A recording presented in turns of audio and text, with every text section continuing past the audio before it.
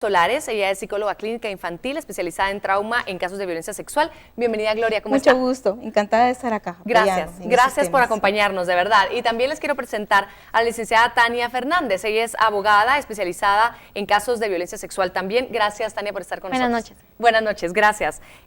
Bueno, yo creo que ya dimos una buena previa en el bloque anterior, enterarnos un poquito de lo que pasa en Guatemala, por qué es tan alarmante la situación, si bien han crecido las denuncias, nos decía Vinicio, se sabe también que hay muchos que no han denunciado, que no solamente los padres, sino hay niños que no han dicho que han sido abusados, hay adultos que nunca dijeron que fueron abusados de niños incluso. Hablemos del momento de cuando ya el niño manifiesta que ha sido víctima de un abuso sexual.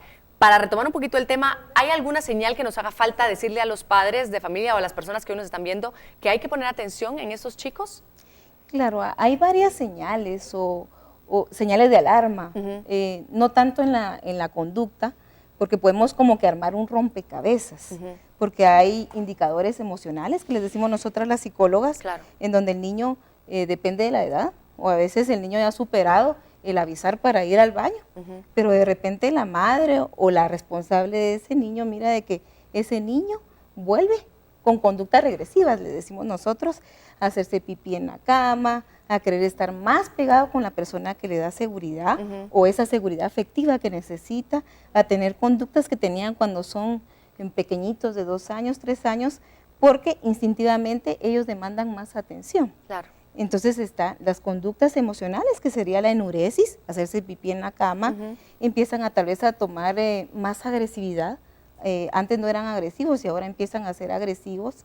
Si van a la escuela, vienen y los maestros y las maestras se dan cuenta de esas conductas al relacionarse con sus compañeritos o compañeritas y mandan a llamar insistentemente a los padres con notitas, mire, su niño ha cambiado, está siendo más agresivo, está siendo violento, no me está trabajando bien. ¿Puede ser que el niño empiece a hablar más, por ejemplo, de genitalidad? Exacto. Eso hay que ponerle atención. Incluso se dice que cuando el niño no ha obtenido un vocabulario completo como para expresar lo que le está pasando, repite de una forma imitativa los patrones de violencia sexual del cual está siendo víctima. Ya. Entonces empieza a replicar esas mismas conductas sexuales de tocamientos en partes íntimas con los compañeritos. Ya. Sí. ¿Qué pasa cuando el niño habla?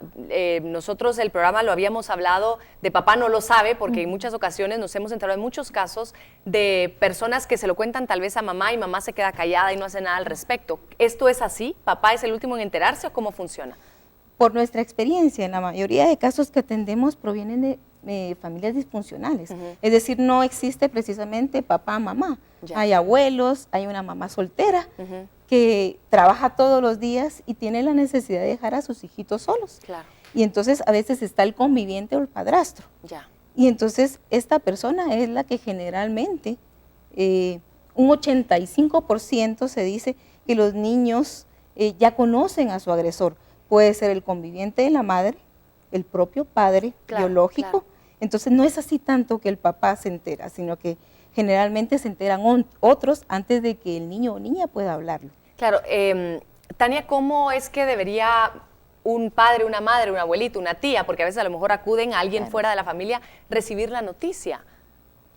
Bueno, definitivamente no es una noticia que nadie espera recibir, Por ¿verdad? supuesto. Si hay tanta secretividad en este tipo de delitos es precisamente porque uno piensa que nunca le va a pasar y que nunca va a suceder en la familia. Entonces, no hay una forma específica de reaccionar, ¿verdad? Cada persona es diferente, pero lo que sí he visto que es determinante es creerle al niño, ¿verdad? Es cuando él está acercándose y él revela ese secreto, porque él viene, ¿verdad?, de un patrón de secreto. Cuando él lo cuenta, hay que creerle, ¿verdad? Y no dudar de lo que él está diciendo. Definitivamente, si él está hablando de una persona muy cercana a nosotros, pues los sentimientos nos vienen a crear dudas, ¿verdad?, en lo que él está diciendo, pero hay que transmitirle confianza de que yo sé de que si él me está diciendo que le pasó algo, es porque así fue, ¿verdad?, independiente de quién fue la persona, pero a él alguien lo lastimó. ¿De qué manera le respondemos al niño? Si le dice, mi abuelito me hizo, el vecino, tu amigo, me hizo tal o cual cosa, ¿qué le respondemos en ese momento como adultos? ¿Y qué medidas debemos tomar al respecto? Claro, lo menos que hay que hacer como adultos es sorprenderse, alarmarse. O regañarlo, O peor. regañarlo, porque entonces el niño o la niña se inhibe. Claro. Y entonces ya no cuenta lo que pasó.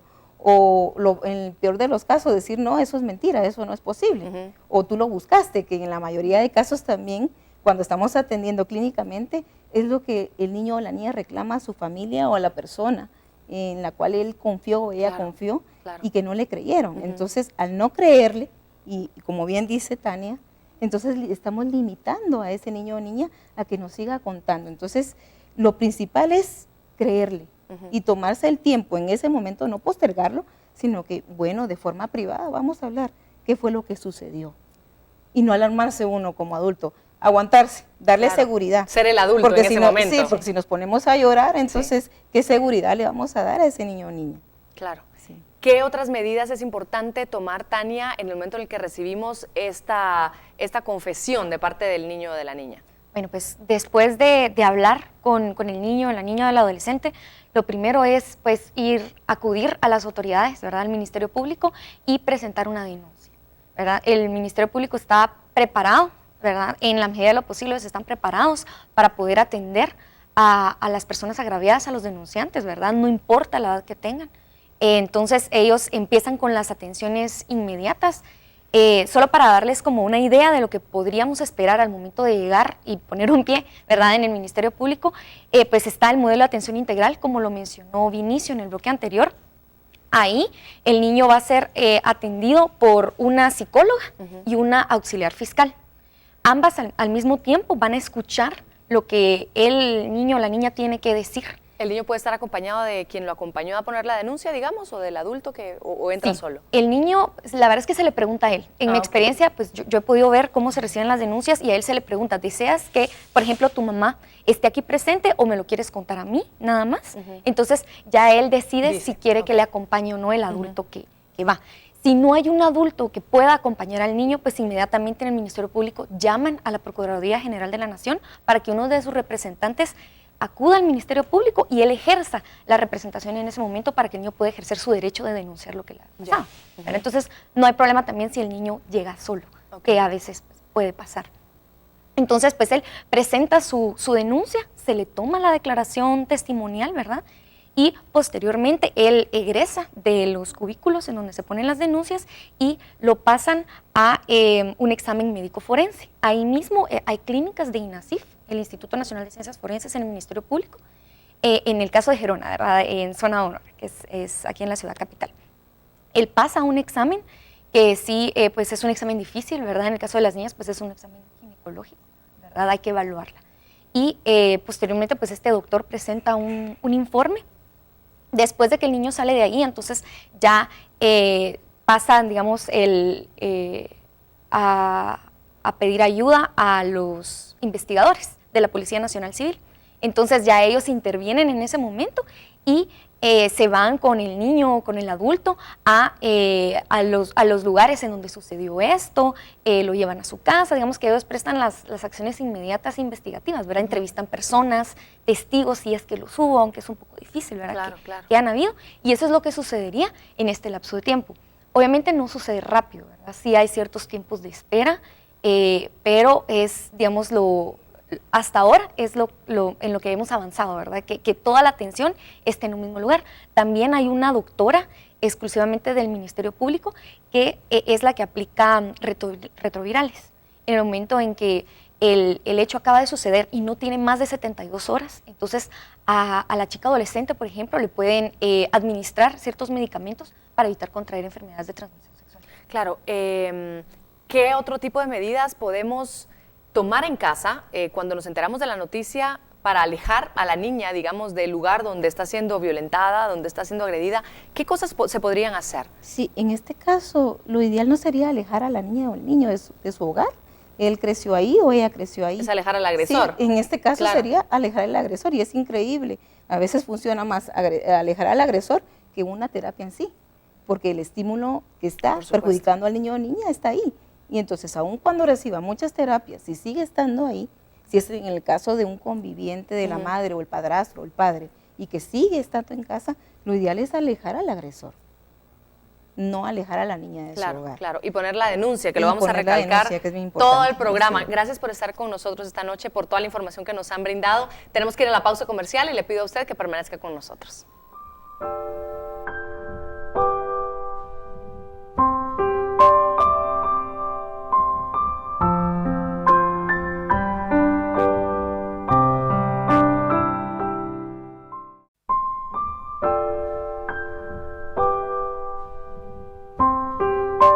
Estamos de vuelta en Un Show con Tuti. Gracias, amigos, por su sintonía. Hoy hablando de un tema que es muy delicado, pero que tenemos que hablarlo, y hay que hablarlo 1000 veces más. No solamente un programa, sino varios. Usted ha sido testigo que hemos tratado el tema en varias ocasiones, pero por supuesto hay que seguir haciéndolo. Es increíble la cantidad de personas que sufren de esto, de que sufrieron en un pasado, que niños y niñas que están sufriendo actualmente abuso sexual y que los padres no se enteran, que las personas que están alrededor no se enteran que la están pasando mal y que muchas veces tienen miedo de decirlo porque es una persona que vive dentro de casa. Me da mucho gusto recibir en este bloque a una persona a quien admiro mucho y quiero mucho, en lo particular una mujer muy valiente, Norma Cruz de Fundación Sobrevivientes. ¿Cómo está, Norma? Bien, gracias. Gracias por acompañarnos. Yo quisiera que habláramos un poquito en este bloque específicamente de cómo se maneja cuando el agresor definitivamente vive en casa, es el papá, es el padrastro, es esa persona que no solamente tiene ese vínculo especial con el niño, sino es un vínculo también muy especial posiblemente con la mamá. ¿Cómo se maneja estos casos, Norma? Fíjate que a lo largo de la experiencia, de lo que yo misma viví, hay dos tipos de situaciones que pueden darse. Una es efectivamente el de en el medio de que tú te choqueas porque te estás enterando de algo que tú ni imaginabas que podía estar pasando dentro de tu hogar, el hecho, digamos, de que la sindicada es una persona en la que tú confías, una persona a la que tú amas. Entonces, en ese momento tú tienes la disyuntiva de decir, bueno, ¿le creo al niño, a la niña o le creo a él? Porque él siempre va a decir que no es cierto. Entonces, en mi caso, pues yo opté, digamos, por creerle a mi hija y a partir de ese momento, digamos, pues la vida le da un vuelco a uno, ¿verdad? Porque lo primero que hay que hacer es romper la comunicación y la relación con el agresor, hay que alejarlo, ¿verdad? ¿Usted habló con él también?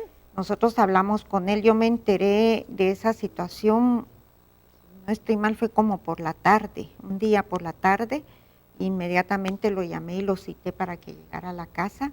Y en la casa pues nos sentamos los tres, yo, mi hija y él. Y entonces ahí lo confronté y le dije a mi hija, decirle lo que querrás, desahogarte, ¿verdad? Y yo me recuerdo que en aquel entonces, porque estoy hablando de 1999, todavía no estaba el andamiaje que hoy había, yo le dije, nos vamos a ver ante la justicia.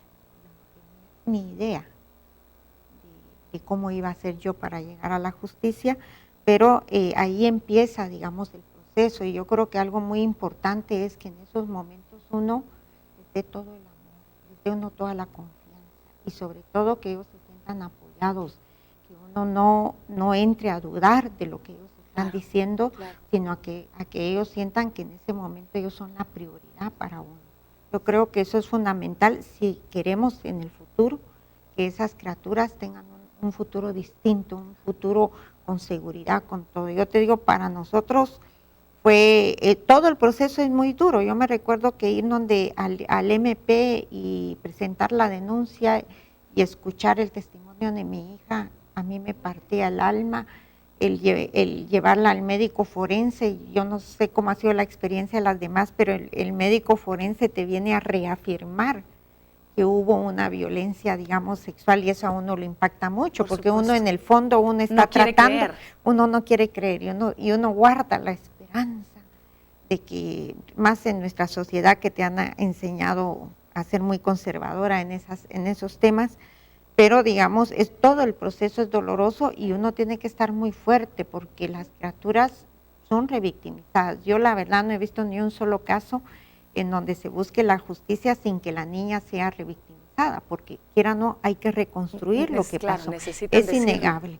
Algo muy importante es el soporte psicológico, no solo para la niña, porque los padres y las madres debemos de pasar por este proceso, porque uno, desconocemos el tema. Yo por lo menos